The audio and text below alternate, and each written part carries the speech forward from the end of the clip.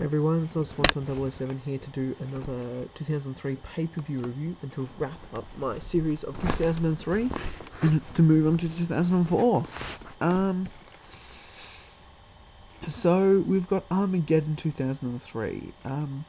It opened with a Mark Henry versus Booker T.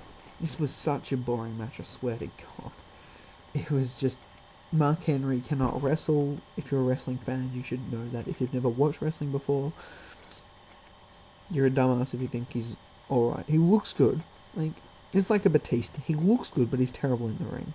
Same with Taker. Taker's average. He doesn't get many 4-star matches, but he does his best. I gave this a 1 star. I thought going into this Mark Henry would win because it looked like he was getting a massive push, but Booker T came out and won with after his second scissors kick on Mark Henry. To be honest, terrible. It was like a shithouse match, not even worth a look. Skip over it if you see it on the DVD. 1 star, if you get the DVD. Then, we have an Intercontinental Championship match with Mick Foley as a special guest referee, with Rob Van Dam versus Randy Orton. Now, this was the second best match of the night. I'm giving it a 2 3/4 stars. RVD and Randy Orton are just... this was just a show of athleticism. Randy Orton just did tons of drop kicks. It was a real push for Randy Orton to slowly move into a solid high mid-card spot. Randy Orton won with an RKO out of nowhere or something. There was nothing real special in this match. I think it's the first time Randy Orton ever did the second rope DDT, which was kind of cool. But apart from that, really nothing else. As I said, it's just a show off of athleticism. Some of Randy Orton's drop kicks were kind of cool. That's it, 2 3/4 stars. Then we move on to a Battle of the Sexes match between Chris Jericho and Christian versus Trish, Stratus and Lita. Now, this was my favourite match of the night, just because of the story itself. I love Chris Jericho, I love Christian. I love Lita, I don't mind Trish Stratus. This was just a really, really good match, I thought. I can't wait till their WrestleMania 20 match between Chris Jericho and Christian.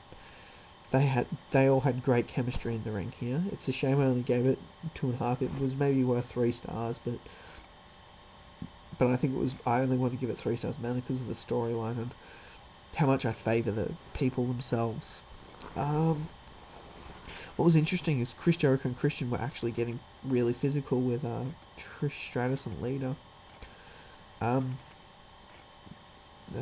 Christian and Jericho won when Chris Jericho was talking to Trish Stratus and Christian came out of nowhere and I think it was Schoolboy or a roll-up or something. I think it was a Schoolboy. And won the match in a missionary position. Overall, I gave the match a 2.5 stars. Then there's Batista versus Shawn Michaels. This is an absolute shocker of a match. I don't know how else to say this. This not worth watching in any way, shape or form. Batista does not know how to wrestle at this stage. She doesn't know how to wrestle until about WrestleMania 23, I would say. Yeah, WrestleMania 23. When he versus Undertaker, that's like his momentous sort of changing kind of thing, where he actually learns how to wrestle. It's terrible to say.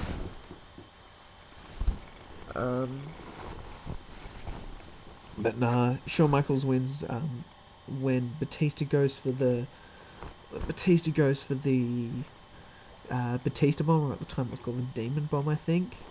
And Michaels got out of it and hit the Sweet Chin Music. Then we move on to the next match, a tag team turmoil match between it started with La Resistance versus Hurricane and Rosey. Hurricane and Rosey won with like a big sort of flying kind of thing. Then in came Vennis and in came Mark Jindrak and Garrison Cade, who came in, did their finisher, and pinned them. Then next was Vennis and Lance Storm. I'm pretty sure Jindrak and Cade won. I don't know how, but they won. Hold on, just check it up. Well, then after that, the Duddleys came in. No. After that, who came in? Teston. We're about to find out. Alright, so we had Lance Storm and Mark Jindrak.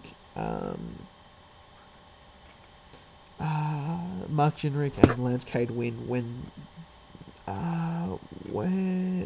Val goes for a tiger bomb. No, tries to suplex Jindrak. Cade pulls out Val Venus's foot and holds his foot down for Lance Cade and Garrison. I thought it was Lance Cade. And Jindrak to win. Then you have Jindrak versus the Duddley Boyz. The Duddley Boyz win with a 3D. I picked that as soon as those two started wrestling. Then Duddley Boyz and Scott Steiner. Duddley Boyz win with a Bubba Bomb, I believe. And they were supposed to have won there, but then Eric Bischoff comes down and said there's one more team. Batista and Ric Flair. Batista just comes in, and Batista bombs his old boss. Demon bombs his old boss. And this was an absolute shithouse match. I gave it 1 star. Worst match of the night, probably the worst match of the pay-per-view. But the next match, Molly Holly and Ivory, only went for 4 minutes 24. So, and we'll move on to that. So it's a women's championship match. Molly Holly and Ivory. Molly won with a roll through for a sloppy pin. 3 1/4 stars, really nothing to it. Worst match of the night. It was only given 4 minutes 24. I probably could have given it half a star if I really wanted to. Then we've got the main event of the night, which is Goldberg versus Kane versus Triple H. I enjoyed this match so much. It was just power moves after power move after power move, punching, spears, choke slams, you name it, it had it. There was a really cool spot where Kane was choke slammed Goldberg through a table. The table didn't break, so they put Goldberg back on the table, and Triple H did a Stone Cold WrestleMania 15-esque elbow to the heart and put him through the table. I think some people could have found this match really boring because it went for 21 minutes. It's just a bunch of power moves, but I found it very enjoyable, as my favourite sort of matches are spot fest, and that's why I love the TLC matches.